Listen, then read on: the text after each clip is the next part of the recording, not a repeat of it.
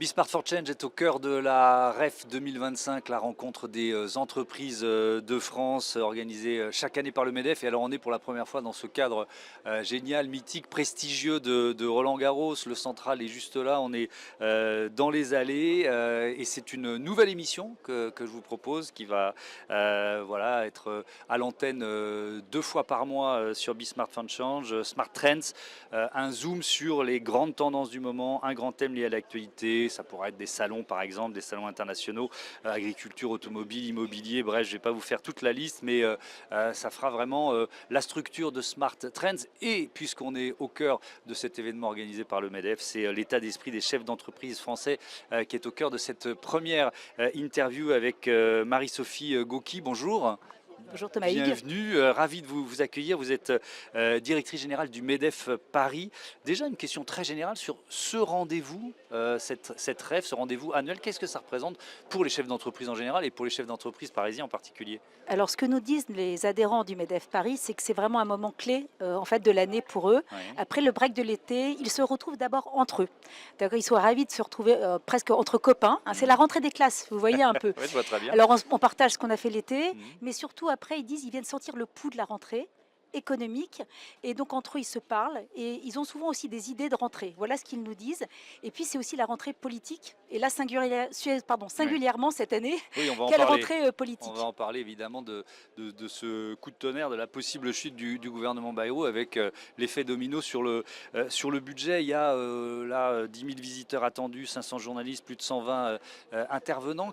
Les grands thèmes abordés cette année et surtout ce que vous en attendez? Alors, le thème choisi par Patrick Martin, il est singulièrement, là encore, d'actualité, Oui. puisque c'est jeu décisif, l'heure des choix. Oui. Et on sent vraiment qu'à chaque fois, c'est le pouls de la rentrée, c'est ce que je vous disais. Donc, on va parler IA, on va parler défense, on va parler de tous les sujets, bien sûr, de budget avec le Premier ministre.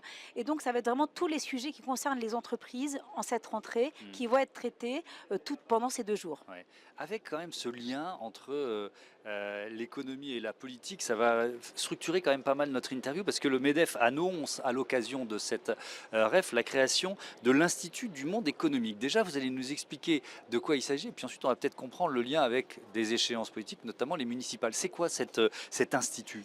Alors, ça part toujours d'un besoin quand on crée quelque chose. Et c'est vrai que nous, au MEDEF Paris, ça fait des mois qu'on travaille. On est en relation, je dirais, quasi quotidienne avec les élus parisiens au MEDEF Paris.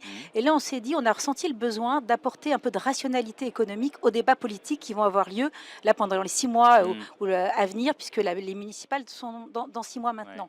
Et donc, c'était important pour nous de dire, c'est très bien de faire des propositions pour la ville, pour finalement les 6 ans à venir, mais qu'est-ce qui va se passer pour l'économie, les commerces et pour l'emploi? Et on s'est rendu compte qu'en fait, il y avait très peu de mesures. Les politiques publiques en fait, locales et de la ville et de l'exécutif parisien, il n'y a jamais en amont une étude d'impact. On va en parler, par exemple, sur le plan local d'urbanisme, sur tous les enjeux de circulation dans Paris. Donc, il n'y a pas d'études en amont, il n'y a pas d'études après, enfin en amont et en aval, les deux. Et donc on s'est dit c'est quand même bizarre et on n'est jamais mieux servi que par soi-même. Le monde économique va créer lui-même cet institut. Donc qui est le monde économique? Aujourd'hui nous sommes 14 organisations patronales représentatives de tous les secteurs, le tourisme, le bâtiment, la finance, enfin vraiment tout le monde, et aussi les organisations interprofessionnelles comme le MEDEF Paris. Tout ça avec un économiste, Nicolas Marquez, qui donc dirige l'Institut Molinari, parce que c'est ça qui est intéressant, c'est la rencontre entre des données qui viennent vraiment du terrain, des entreprises, et puis l'analyse d'un économiste.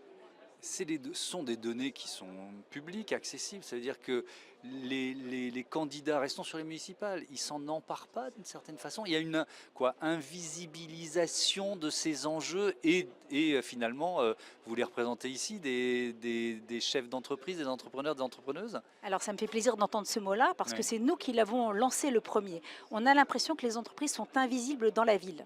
C'est quand même paradoxal parce qu'on sait qu'elles sont importantes. On sait qu'il y a 2 millions d'habitants à Paris, vous le savez, et on ne sait pas qu'en fait il y a 2 millions de personnes qui travaillent tous les jours dans Paris et qu'il y a 500 000 entreprises. Et ça, on donc ne elles sait pas. travaillent où dans des entreprises? Et voilà. Et dans ma rue, eh ben, effectivement, il y a un commerce, il y a un logement social, mais il y a aussi une entreprise, il y a aussi un commerce, il y a un hôtel, il y a un restaurant. Et nous, on a voulu dire, mais c'est important de les montrer. Et en fait, les élus, c'est normal, hein, chacun, voilà, ils viennent avec des politiques publiques, ils parlent aux citoyens, mais parfois, ils ne veulent pas voir des choses. C'est comme si, voilà, on ne va pas les voir. Et puis on a des données, elles sont publiques, elles sont ouvertes. La ville de Paris a son propre institut qui Ouais. s'appelle l'APUR. Et donc il s'appuie beaucoup les élus sur ça. Mais c'est pour ça que c'est important de dire, mais attendez, il y a un institut qui est indépendant, non partisan. C'est ça qui est important. Et émanant du monde Mais il sera économique. toujours soupçonné d'être partisan, Alors, puisqu'il est lancé par les... Non, vous voyez ce que je veux dire? Là, alors, je me mets à la place d'une majorité d'élus ou de candidats qui surfent, mais c'est facile, sur le chef d'entreprise qui est forcément un immonde capitaliste. Enfin, vous voyez, oui, oui, oui. malheureusement, c'est encore des clichés qu'on va entendre. Alors je vais compléter ce que je Ouais. disais, c'est non partisan de façon politique. Ouais. D'accord? Nous, on est le MEDEF. Vous êtes ici à la REF. Ouais. Le MEDEF Paris, il est là pour défendre les intérêts des entreprises et des entrepreneurs en France. Ouais. Voilà, on ne se cache pas, ce n'est pas un institut qui ne dit pas son nom. Je vous ai tout de suite dit, il y a 14 organisations d'entreprises qui ont créé cet institut. Donc voilà, c'est clair, mais non partisan politiquement. Quand vous lancez un institut comme celui-là, vous dites qu'il y a un enjeu d'attractivité de nos grandes villes et de Paris en particulier. C'est-à-dire que si les politiques publiques continuent de faire comme si les entreprises n'existaient pas ou étaient invisibles, on va finir par en payer le prix? En fait, à Paris, depuis de nombreuses années, je trouve qu'il y a une sorte de culture de la rente. Paris sera toujours Paris. Ouais. Paris est une ville économique, mondiale, et elle va le rester. Non, en fait, non. Chaque jour, je dirais chaque année, Ouais. Paris est en train de se remettre finalement dans une compétition qui est mondiale. On le voit sur les enjeux de tourisme. Pourquoi est-ce qu'on a fait les JO? Pourquoi tout le monde s'est mobilisé? Même ceux qui au départ n'étaient pas pour. Parce qu'on sait que c'est important d'avoir un grand Ouais. événement international pour attirer les touristes. Parce qu'on sait que le touriste, il va choisir entre aller à Londres, aller à Rome, aller à Ouais. Paris ou aller à Stockholm. Et chaque année, en fait, on décide. Et cette compétition, elle est permanente. Elle est quoi. permanente. Et donc, il ne faut pas Mais est-ce penser que pardon, je Paris vous sera interromps. toujours Paris. Mais est-ce qu'en deux mandats de Anne Hidalgo, soyons clairs, l'attractivité de Paris, économique, hein, vous l'avez senti baisser ou pas? Alors, vous parlez des deux mandats d'Anne Hidalgo. Pour moi, c'est un cycle de 25 ans qui est en train, pour moi, assez intéressant, où il y a eu des priorités qui ont rencontré une époque et des citoyens. Et c'était normal, hein, il fallait prendre les enjeux climatiques vraiment en compte. Mais finalement, ça a été fait peut-être en mettant un peu les entreprises et l'activité économique sous le tapis. Mais il faut bien des emplois, il faut bien des commerces. Si vous n'avez pas d'économie, vous n'avez pas à côté de chez vous le commerce. Je vous donne un exemple. Aujourd'hui, le taux de vacances des commerces dans Paris est de 11%. Le seuil d'alerte était à 10%. Voilà. Et il n'a cessé d'augmenter, ce taux de vacances, depuis 25 ans. Donc on a un vrai sujet, en fait, de perte de vitesse de Paris, qui finalement, quand même, se porte bien. C'est quand même la capitale économique de la France, hein, c'est 8% des entreprises françaises. Mais en fait, il est en train de perdre du terrain. Ouais. Puisqu'on parle de Paris, on reviendra à l'état d'esprit et à l'actualité politique pour conclure cet entretien, mais je voudrais qu'on parle des questions d'urbanisme. C'est quand même un défi particulièrement complexe à relever dans une ville comme Paris, avec une densité évidemment importante, un prix du mètre carré très élevé. Et la ville de Paris a adopté, c'était au mois de novembre dernier, un plan local d'urbanisme bioclimatique. Alors déjà, de quoi on parle et est-ce que c'est la solution? Alors, c'est un document majeur. Les citoyens le connaissent peu. C'est un document qui, pour 15 ans à peu près, va décider de ce qu'on va construire, ne pas construire dans Paris, ou partout d'ailleurs dans les villes de France. Donc c'est un document majeur, 15 ans. C'est énorme, 15 ans. Voilà. Et en fait, on s'est rendu compte d'une chose, nous, en travaillant sur ce PLU, bioclimatique, c'est qu'à partir du moment où on n'avait pas parlé d'économie en amont, on n'avait pas dit combien c'était important d'avoir de la place pour les entreprises, pour les commerces, pour les logements de ceux qui travaillent dans Paris. Eh bien, on ne le retrouvait pas dans le plan local d'urbanisme. Okay, donc il fallait mettre ça sur la table. Il fallait mettre ça sur la table et qu'à partir du moment où on avait d'autres préoccupations qui sont majeures, qui prenaient le dessus et que les autres étaient tues, eh bien finalement, on ne les retrouvait pas dans ce plan. Et donc là, elles y sont? Alors, elles n'y sont pas, c'est ça le sujet, c'est que comme c'est un héritage de 25 ans, elles n'y sont pas. Et ça veut dire que quoi, elles n'y sont pas? C'est-à-dire qu'on part du principe qu'il manque des logements dans Paris. C'est vrai, il manque des logements dans Paris. Et alors on se dit, bon, bah, c'est une solution simple, on va chercher à trouver des logements, on ne va pas créer de logements. On ne va pas essayer de trouver aussi une solution avec tout le reste de la métropole. On va aller chercher des mètres carrés de bureaux. Ça veut dire qu'on va aller chercher, donc c'est ça le plan local d'urbanisme très concrètement. La deuxième chose que dit le plan local d'urbanisme, il y a un problème de logement, on va aller surtout créer des logements sociaux, des logements sociaux. Or en fait, il faut qu'une ville, elle ait de tout, du logement libre, du logement intermédiaire et du logement social. À Paris, vous avez 220 000 logements sociaux. Et en logement intermédiaire, justement pour les salariés dont je vous parlais tout à l'heure, eh bien, il n'y en a que 22 000.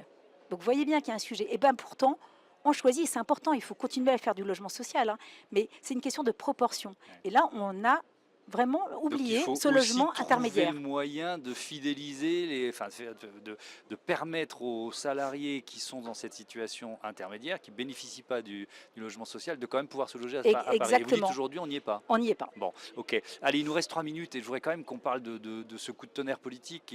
Tout le monde l'évoque ici dans les allées de la REF 2025, ici à Roland-Garros, cette perspective de voir le gouvernement de François Bayrou tomber et donc d'avoir encore un budget. On ne sait pas d'ailleurs comment il pourra être adopté. Est-ce que c'est une nouvelle ère d'inquiétude, d'insécurité, d'inconfort qui s'ouvre pour les chefs d'entreprise? Alors déjà l'an dernier, on avait un gouvernement démissionnaire, on Ouais. oublie, mais c'était Ouais. déjà ça. Donc déjà on avait vécu une REF un peu entre les deux. Depuis on a quand même, pour avoir un seul budget, on a dû avoir 2 premiers ministres, vous vous souvenez. Et donc là, je pense que les chefs d'entreprise à qui j'ai parlé ce matin déjà me disent, on avait vraiment le sentiment d'être sur un fil. Et là, on sent que le fil, il commence petit à petit en fait, à se briser. Il se casse. Ouais. Voilà, il se casse le fil. Et c'est très mauvais pour tout le monde, hein, pour la consommation, pour l'activité des entreprises, pour l'emploi et pour l'investissement. Et là, on sent qu'il y a un moment, oui, on peut le dire, d'inquiétude des dirigeants d'entreprise. Ce plan d'économie, certains vont dire plan d'austérité de plus de 40 milliards qui était prévu par François Bayrou pour le budget, du point de vue des entreprises, c'est ce que vous nous dites là, on peut s'en passer? Parce Non. qu'il y a des économistes plutôt à gauche, évidemment, qui disent attention, c'est trop lourd, on va casser la croissance avec un tel montant d'économie. Bon, je pense que vous avez entendu Patrick Martin le dire. Non, on ne peut pas se passer de ce plan d'économie de 44 milliards. C'est bien ça le sujet. Ouais. Il faut qu'on commence à regarder, parce qu'en fait, la dépense, elle n'est pas mauvaise. C'est quelle dépense, quel montant de dépense. C'est comme le cholestérol, en fait. Voilà. Il y a le bon cholestérol et quel est votre niveau de cholestérol. C'est pareil pour la dépense publique. Là, aujourd'hui, le pays est dans une situation extrêmement périlleuse et il faut commencer à faire des économies, mais au bon endroit. Avec la question de la réaction des marchés financiers, des agences de notation, des partenaires européens. Qui n'a pas tardé, le jour même. Oui, oui, bien sûr. Donc, est-ce que vous mettez en garde d'une certaine façon? Alors, vous n'êtes pas porte-parole du MEDEF, mais avec votre casquette du MEDEF Paris sur le risque que finalement les décisions difficiles elles soient prises par d'autres? Je vais le dire différemment. Je pense que vous verrez, et là ça commence, on est très nombreux aujourd'hui déjà pour ce premier jour de la REF. Vous allez voir que les chefs d'entreprise vont être très nombreux. C'est leur façon de dire que ce que dit Patrick Martin dans les médias, que Patrick Martin va dire encore pendant cette REF, on est d'accord, on le soutient. Donc oui, les chefs d'entreprise demandent un appel à la responsabilité des politiques. Parce qu'en fait, ce n'est pas dans nos mains. Nous, on a fait déjà beaucoup de choses, nous, les entreprises. Mais en fait, cela, c'est une décision des politiques. Mais et on les appelle à la responsabilité. Mais j'entends beaucoup dans mes différentes émissions des chefs d'entreprise, hommes et femmes, qui me disent, bon, de toute façon, nous, on n'attend plus grand-chose des politiques. On taille notre route, on prend nos décisions stratégiques. Mais est-ce que c'est possible de s'extraire de ce climat politique d'insécurité qui s'ouvre de nouveau? Alors, en bons libéraux, nous, ce qu'on voudrait, c'est d'avoir un cadre le plus large possible et général qui nous permette d'opérer, parce qu'on a besoin d'un cadre. Et qui soit solide pendant un certain temps. Malheureusement, la France, on se mêle un peu de tout le temps. Voilà. Et donc, bien sûr, toute décision politique ou tout gouvernement va avoir un impact, et ne serait-ce que le budget, à la fois de sécurité sociale et le budget de la France. Merci beaucoup Marie-Sophie Gauky et bonne REF 2025. Je vous laisse repartir. Je crois que vous avez l'Institut à lancer dans quelques minutes sur ce cours Philippe Chatrier, sur ce central qui est à quelques mètres de nous. Une autre tendance de cette rentrée à venir tout de suite dans Smart Trends, c'est l'immobilier bas carbone.